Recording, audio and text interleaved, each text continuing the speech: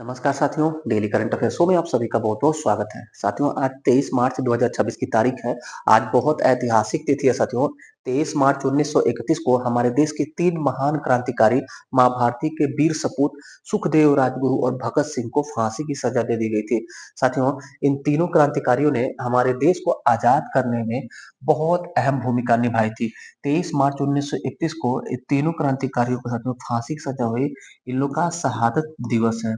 शहादत दिवस पे इन तीनों क्रांतिकारियों को साथियों नमन, वंदन और श्रद्धा अर्पित करते हैं। आइए पढ़ते हैं थोड़ा सा इनके बारे में और इस डेट से रिलेटेड और भी चीजों को। तो साथियों सबसे पहले हम आपको लेके जाना चाहेंगे नवंबर दिसंबर 1930 ईस्वी में। नवंबर दिसंबर 1930 ईस्वी को प्रथम गोलमेज सम्मेलन होता है। प्रथम गोलमेज सम्मेलन होता है। इस गोलमेज सम्मेलन का आयोजन लंदन में होता है। इस आयोजन में साथियों हमारे भारत की सबसे बड़ी राजनीतिक पार्टी कांग्रेस ने भाग नहीं लिया था। इस नाते यह असफल हो गया था। फिर इसके बाद साथियों द्वितीय गोलमेज सम्मेलन भी होता है और ये 1930 में हुआ। द्वितीय गोलमेज सम्मेलन 1931 में होता है। द्वितीय गोलमेज सम्मेलन। इसके बाद साथियों इसके बाद 1932 में तीसरा गोलमेज सम्मेलन का आयोजन होता है। तीसरा गोलमेज सम्मेलन का आयोजन होता है और हर वर्ष या जो है वर्ष के अंतिम महीने में होता है, ध्यान रखिएगा। प्रथम गोलमेज सम्मेलन के 2 महीने के बाद साथियों 27 फरवरी 1931 को अल्फ्रेड पार्क, जिसका वर्तमान में नाम है आजाद पार्क, वहां पर चंद्रशेखर आजाद शहीद हो जाते हैं। पुलिस मुठभेड़ में शहीद हो जाते हैं साथियों। इसके कुछ दिन बाद 5 मार्च 1931 ईस्वी को 5 मार्च 1931 ईस्वी को गांधी इरविन समझौता होता है। गांधी इरविन समझौता होता है। गांधी जी हमारे भारत के राष्ट्रपिता साथियों और इरविन उस समय तत्कालीन गवर्नर जनरल था। 5 मार्च के बाद साथियों ये ऐतिहासिक तिथि आता है 23 मार्च 1931। सुखदेव, राजगुरु, भगत सिंह को फांसी की सजा होती है साथियों। उसके बाद नवंबर दिसंबर महीने में 1931 में द्वितीय गोलमेज सम्मेलन होता है। फिर साथियों इसके बाद 1932 आता है। तो अगस्त 1932 में सांप्रदायिक पंचायत की घोषणा की जाती है। कम्युनल अवार्ड या सांप्रदायिक पंचायत या इसको मैकडोनाल्ड अवार्ड भी कहा जाता है। इसकी घोषणा की जाती है इंग्लैंड के प्रधानमंत्री, ब्रिटेन के प्रधानमंत्री रैमसे मैकडोनाल्ड के द्वारा। फिर साथियों अगस्त के बाद सितंबर महीना आता है। सितंबर 1932 में पूना पैक्ट होता है। पूना में गांधी जी और अंबेडकर के मध्य समझौता होता है, पूना पैक्ट। और उसके 2 महीने बाद साथियों नवंबर दिसंबर 1932 में गोलमेज सम्मेलन हो जाता है, तीसरा गोलमेज सम्मेलन। ये जितना भी डेट है साथियों ये हर परीक्षा की दृष्टि से महत्वपूर्ण हो जाता है। अब थोड़ा सा हम लोग कल के करंट अफेयर का रिवीजन कर लेते हैं। देखिएगा, पहला प्रश्न था गुड़ी पड़वा नव वर्ष हाल ही में कहाँ मनाया गया? उत्तर हो जाएगा महाराष्ट्र में। हर साल मनाया जाता है महाराष्ट्र में। अगला प्रश्न, भारत में विश्व इंडोर एथलेटिक्स चैंपियनशिप 2026 का आयोजन कहाँ किया गया? उत्तर हो जाएगा भुवनेश्वर में, उड़ीसा के भुवनेश्वर में। अगला प्रश्न, भारतीय सेना ने किस राज्य की बबीना फील्ड फायरिंग रेंज में अमोघ ज्वाला अभ्यास किया है? तो उत्तर प्रदेश के झांसी में। चौथा प्रश्न, जीएसआई ने किस राज्य के कलिंजर किले के इलाके को राष्ट्रीय भू विरासत स्थल घोषित किया है? तो कलिंजर साथियों बांदा उत्तर प्रदेश में है। अगला प्रश्न, विश्व गौरैया दिवस हर साल 20 मार्च को किस लिए मनाया जाता है? तो गौरैया के संरक्षण के प्रति जागरूकता के लिए मनाया जाता है 20 मार्च को गौरैया दिवस। भारत सरकार ने किस देश के साथ प्रम्बानन मंदिर परिसर की मरम्मत के लिए समझौता किया है? तो उत्तर हो जाएगा इंडोनेशिया। अगला प्रश्न, हाल ही में KISS मानवतावादी पुरस्कार 2025 से किसे सम्मानित किया गया? तो नीता अंबानी को। आठवां प्रश्न, नेपाल की पहली ट्रांसजेंडर महिला सांसद कौन बनी है? उत्तर हो जाएगा भूमिका श्रेष्ठ। अगला प्रश्न, हाल ही में NBSL ने भीम पेमेंट के लिए किसे ब्रांड एम्बेसडर बनाया है? महेंद्र सिंह धोनी को। ये था साथियों 22 मार्च का करंट अफेयर। अब पढ़ते हैं आज के 23 मार्च के करंट अफेयर को। पहला प्रश्न, हाल ही में कावे मदनी को कौन सा पुरस्कार मिला है? कावे मदनी ईरानी नाम है, ईरान के हैं, महत्वपूर्ण नाम हो जा रहा है साथियों, ध्यान दीजिएगा। इन्हें स्टॉकहोम वाटर पुरस्कार से सम्मानित किया गया। स्टॉकहोम वाटर पुरस्कार जल संरक्षण के लिए दिया जाने वाला सबसे बड़ा दुनिया का पुरस्कार है। देखिएगा, ईरानी वैज्ञानिक कावे मदनी को स्टॉकहोम वाटर पुरस्कार 2026 से सम्मानित किया गया है। इसे जल क्षेत्र का नोबेल पुरस्कार कहा जाता है। पानी को बचाने से संबंधित नोबेल पुरस्कार किसको कहते हैं? स्टॉकहोम वाटर पुरस्कार कहते हैं। काव्य मदनी ने जल दिवालियापन की एक अवधारणा दी। साथियों, जल दिवालियापन जैसे जो है कोई व्यक्ति दिवालिया घोषित होता है, बैंकक्रप्ट घोषित किया जाता है, वैसे ही दुनिया जो है अगर जल के प्रति सचेत नहीं रहेगी, जागरूक नहीं रहेगी, पानी को नहीं बचाएंगे, जल का संरक्षण नहीं करेंगे, तो जल्द ही जल्द दिवालियापन भी आ जाएगा।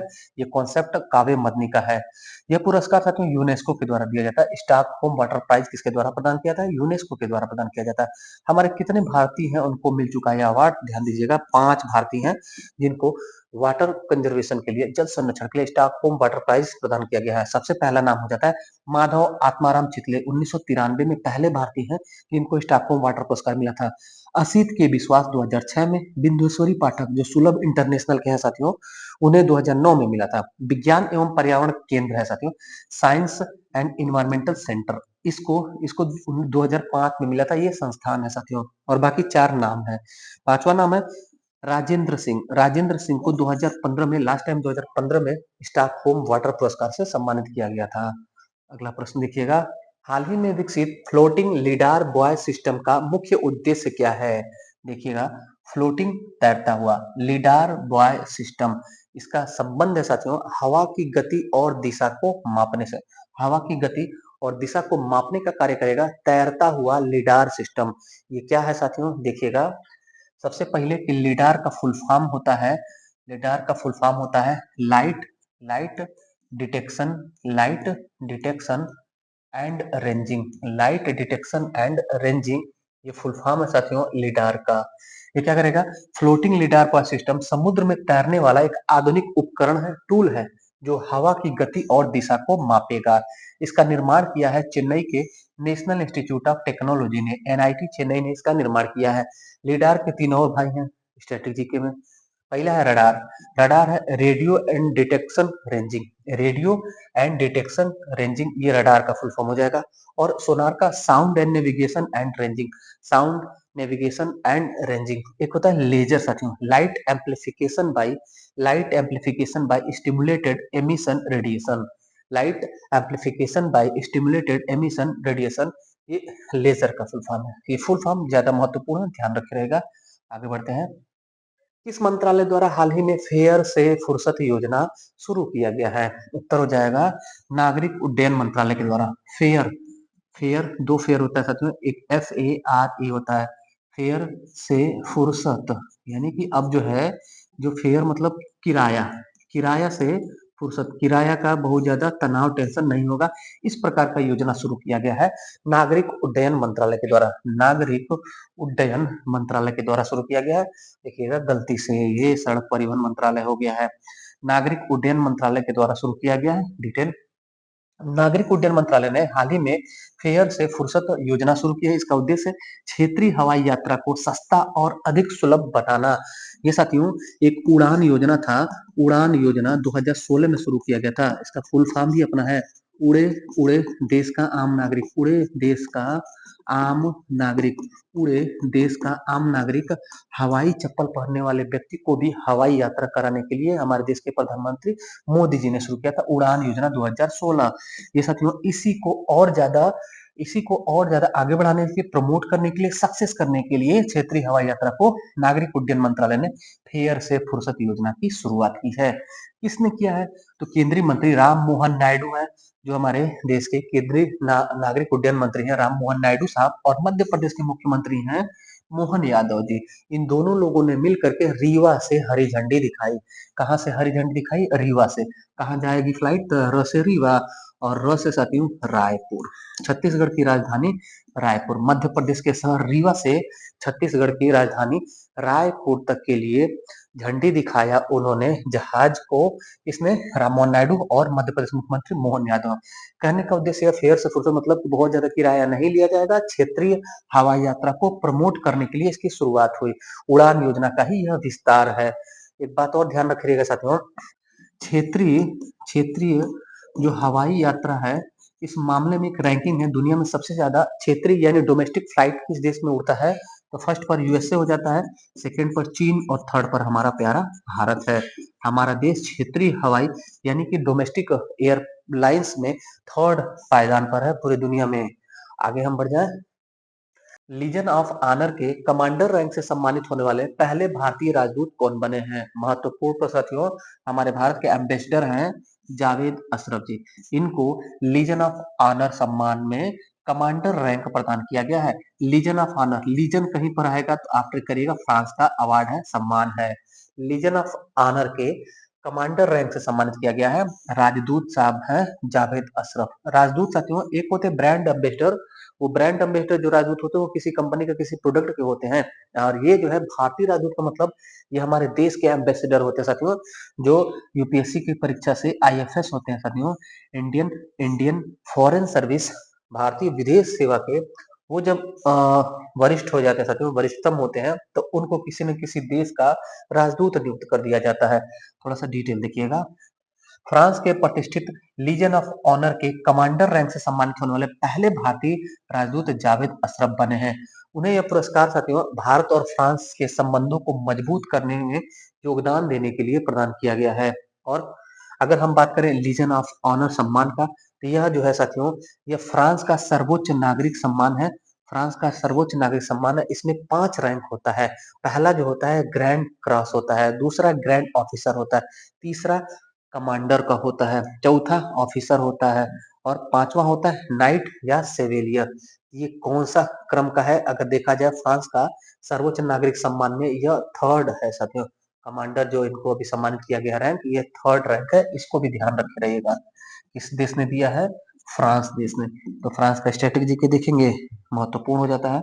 पहले तो राष्ट्रपति, तो फ्रांस के राष्ट्रपति है इमैनुअल मैक्रोन। याद होगा आपको, इमैनुअल मैक्रोन, ज्यादा महत्वपूर्ण इनका नाम नहीं है, बहुत बार आप सुने होंगे। नाम महत्वपूर्ण जो है वो यहाँ के प्रधानमंत्री का है, सेबेस्टियन लेकानू। क्यों महत्वपूर्ण है सेबेस्टियन लेकानू का नाम? सेबेस्टियन लेकानू ये साथियों, ये फ्रांस के प्रधानमंत्री थे। अक्टूबर महीने में इन्होंने फ्रांस के प्रधानमंत्री पद से इस्तीफा दे दिया। फ्रांस के प्रधानमंत्री थे, इस्तीफा दे दिया, फिर कुछ ही दिन बाद साथियों इन्होंने पुनः से ज्वाइन कर लिया। एक बार इस्तीफा देते हैं, पुनः से ज्वाइन कर लेते हैं, चर्चा में आ जाते हैं। फ्रांस की राजधानी क्या है? पेरिस है। फ्रांस की राजधानी पेरिस किस नदी के किनारे है? सीन नदी के किनारे है। फ्रांस की मुद्रा क्या है? फ्रांस की मुद्रा यूरो अपनाया गया। यूरो कब अपनाया गया? 2002 में। फ्रांस की मुद्रा 2002 में यूरो को एक्सेप्ट कर लिया जाता है। फ्रांस को सूरा और मदिराओं का देश कहा जाता है साथियों। आगे बढ़िएगा। अगला प्रश्न, टाटा समूह के अध्यक्ष एन चंद्रशेखरन को किस सम्मान से नवाजा गया है? ये देखिएगा, अध्यक्ष है एन चंद्रशेखरन साहब टाटा ग्रुप के। इनको भी हाल ही में ब्रिटेन का knight commander of the order of British Empire सम्मान से सम्मानित किया गया। Knight commander of the order of the British Empire सम्मान से सम्मानित किया गया है। क्यों सम्मानित किया गया होगा? तो नाम से ही लग रहा है ब्रिटिश एम्पायर ने दिया है, तो ब्रिटेन के साथ संबंध बेहतर करने की दिशा में यह सम्मान दिया गया होगा। पढ़ते हैं। टाटा समूह के अध्यक्ष हैं एन चंद्रशेखरन साहब। इनको अभी किंग चार्ल्स तृतीय, जो ब्रिटेन के राजा साथियों, किंग चार्ल्स तृतीय, इनके द्वारा मानद knight commander of the excellence order of the British Empire से सम्मानित किया गया है। क्यों किया गया है? तो भारत ब्रिटेन संबंधों को मजबूत करने में जो उनके योगदान के लिए यह पुरस्कार प्रदान किया गया है। आगे अगला प्रश्न देखिएगा। विश्व ग्लेशियर दिवस हाल ही में कब मनाया गया? उत्तर हो जाएगा 21 मार्च को। 21 मार्च को हर साल विश्व ग्लेशियर दिवस या विश्व हिमनद दिवस मनाया जाता है। एक नाम याद रखिए पहले तो, लैम्बर्ट। लैम्बर्ट साथियों अंटार्कटिका महाद्वीप में है। अंटार्कटिका महाद्वीप में दुनिया का सबसे बड़ा, विश्व का सबसे बड़ा ग्लेशियर है। दुनिया का सबसे बड़ा ग्लेशियर अंटार्कटिका में है। और भारत में भी है साथियों सियाचिन ग्लेशियर।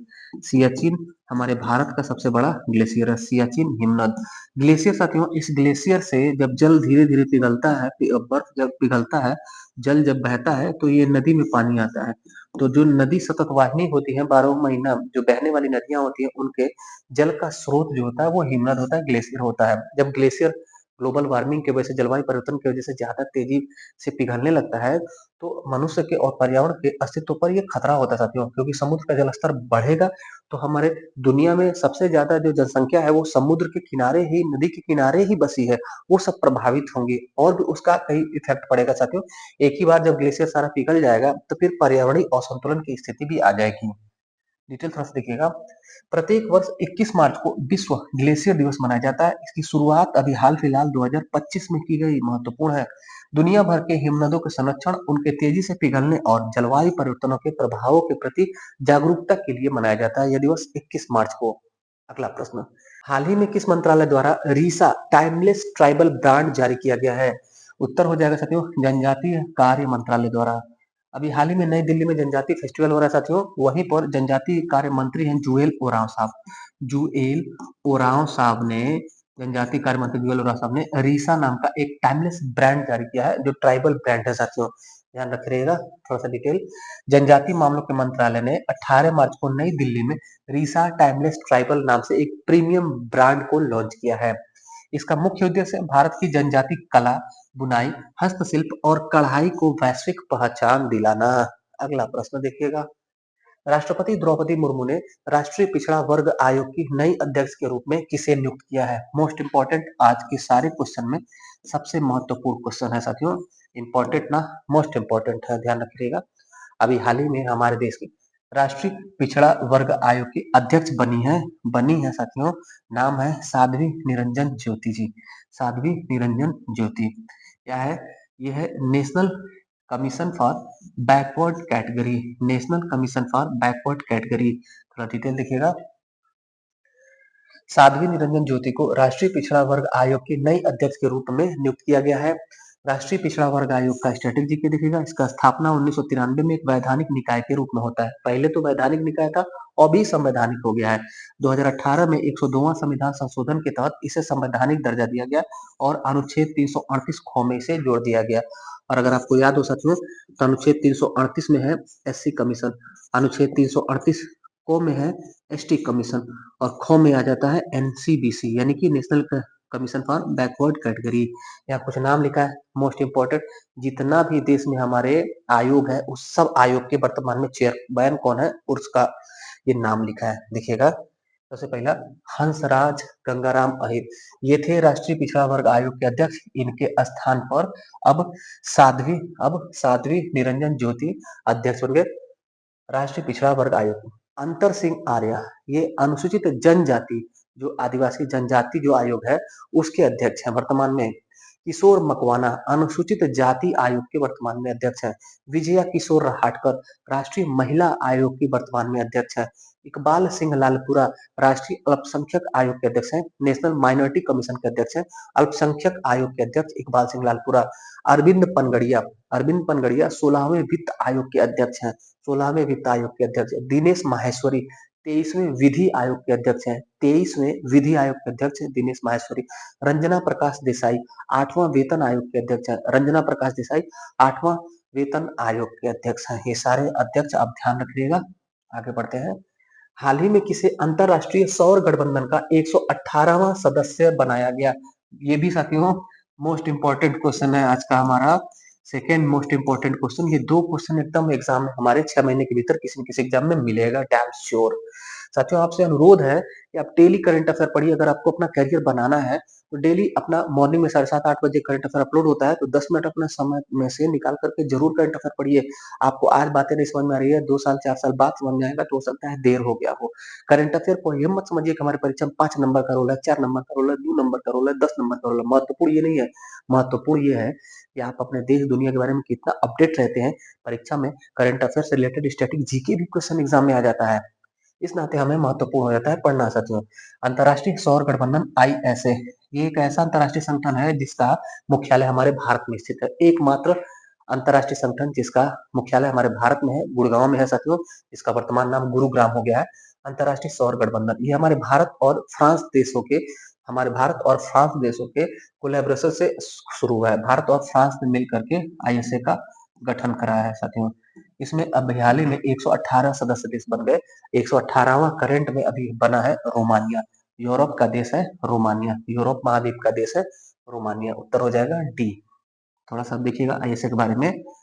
रोमानिया अंतर्राष्ट्रीय सौर गठबंधन का 118वां देश बन गया है। स्थापना आईएसए का कब हुआ था? 2015 में भारत और फ्रांस के द्वारा किया गया था। हेडक्वार्टर कहाँ है? हमारे भारत के हरियाणा के गुरुग्राम में है। अब रोमानिया का स्ट्रेटेजी के थोड़ा सा। रोमानिया देश की राजधानी है बुखारेस्ट, डेन्यूब नदी के किनारे स्थित है। मुद्रा है इसकी लीव। यहाँ के राष्ट्रपति है निकोसोर डैन। अगला और अंतिम प्रश्न साथियों, प्रधानमंत्री नरेंद्र मोदी ने लोअर कोपिली जल विद्युत परियोजना का उद्घाटन हाल ही में कहाँ किया? असम में। हमारे प्रधानमंत्री ने असम में लोअर कोपिली नाम का national hydro power corporation project का अभी हाल ही में उद्घाटन किया है। असम राज्य में है लोअर कोपिली जल विद्युत परियोजना। असम असम में स्थापित हुआ है।